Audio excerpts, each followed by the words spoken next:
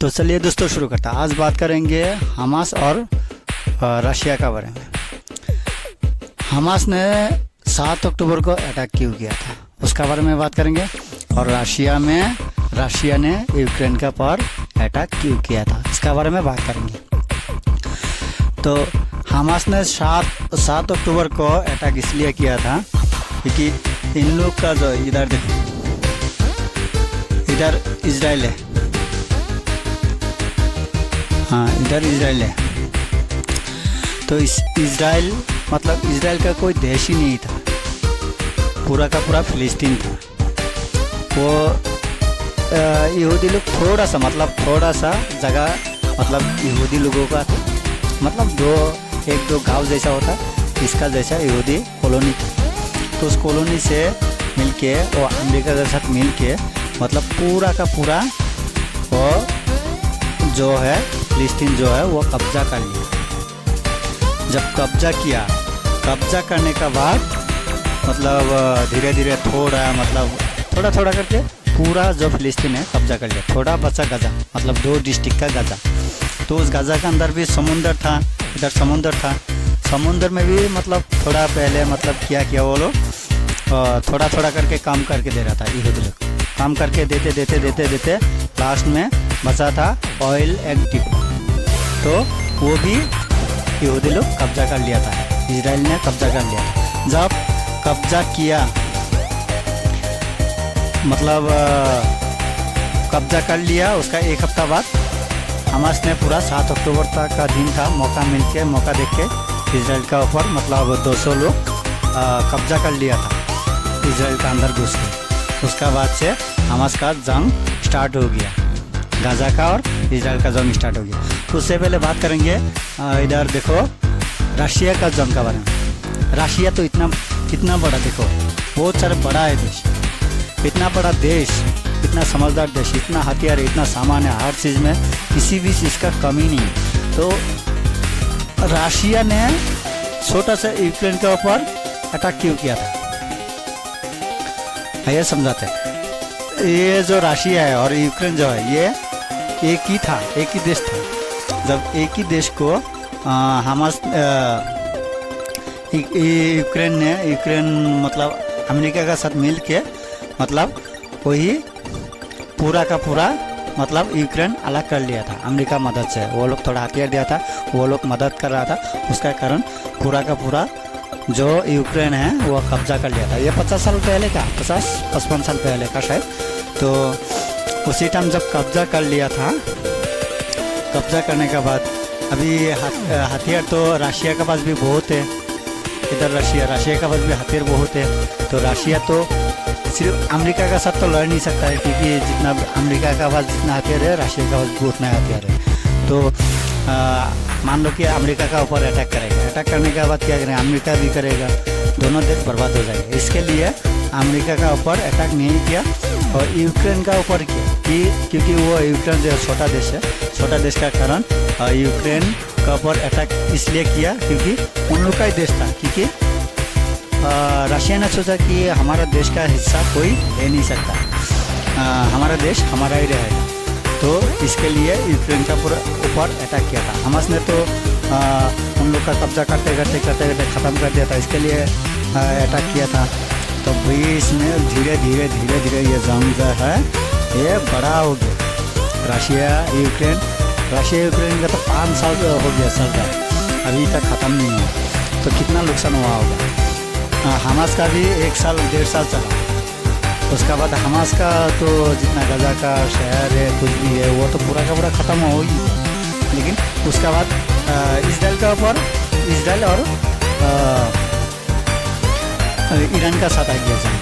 जब इजराइल और ईरान का साथ आ गया, दोनों बीच ईरान तो बड़ा है, वो तो हार नहीं मानेगा। वो भी पूरा का मतलब धीरे धीरे सारे चीज़ को बंद कर रहा था। तो ऐसा करके जंग चल रहा है। तो फिर वही जंग अभी अमेरिका का ऊपर आ गया, अमेरिका पीछे आ गया पूरा खुल के, ईरान के साथ खुल के अमेरिका पीछे आ गया। फिर भी अमेरिका मतलब कंट्रोल कर नहीं पा रहा है। कैसे करेगा, ईरान तो कमज़ोर नहीं है, ईरान का साथ रशिया भी है, तो यही कारण है। और मेरा हिसाब से कभी मतलब अमेरिका जो है वो मिडिल ईस्ट में ईरान हो, इराक तो कब्जा कर लिया, मतलब अभी सऊदी अरब जो बचा है इन लोग में कब्जा कर नहीं पाएगा और इन लोग का साथ लड़ नहीं पाएगा, क्योंकि ये सारे जो मुस्लिम कंट्री है, ये सारे मुस्लिम कंट्री मतलब उन लोग का साथ दो देश है, एक है रशिया, एक हो गया चाइना और किंगडम का नॉर्थ कोरिया भी इन लोग का साथ।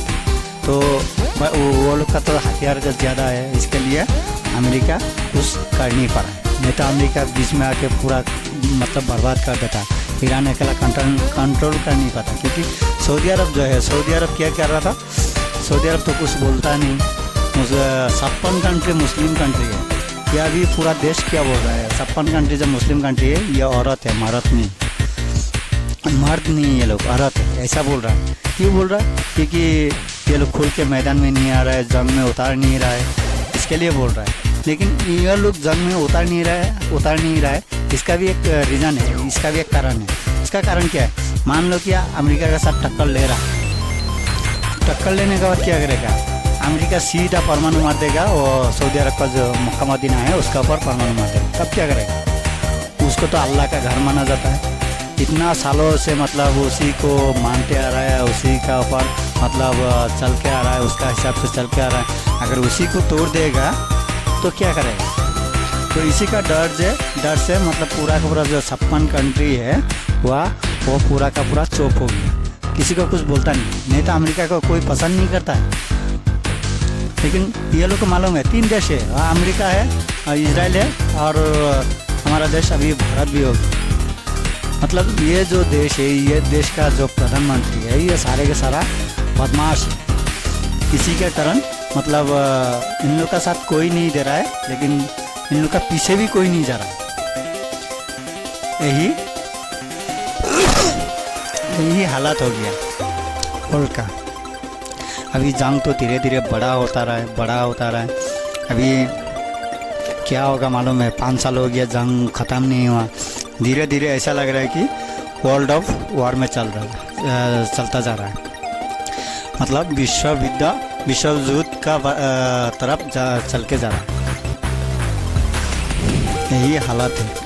तो ये जंग कभी ख़त्म नहीं होगा मतलब तबाही होते मतलब जब तक भारत में भी नुकसान आएगा, भारत में भी जंग छिड़ जाएगा, सारे देश में जंग छिड़ जाएगा, धीरे धीरे 20 साल 30 साल बाद उसका बाद ही ख़त्म हो सकता है, इससे पहले कभी ख़त्म नहीं होगा। क्योंकि किसी को कोई अमेरिका भी हार नहीं मानने वाला है, रशिया भी नहीं मानने वाला, ईरान तो और नहीं मानेगा।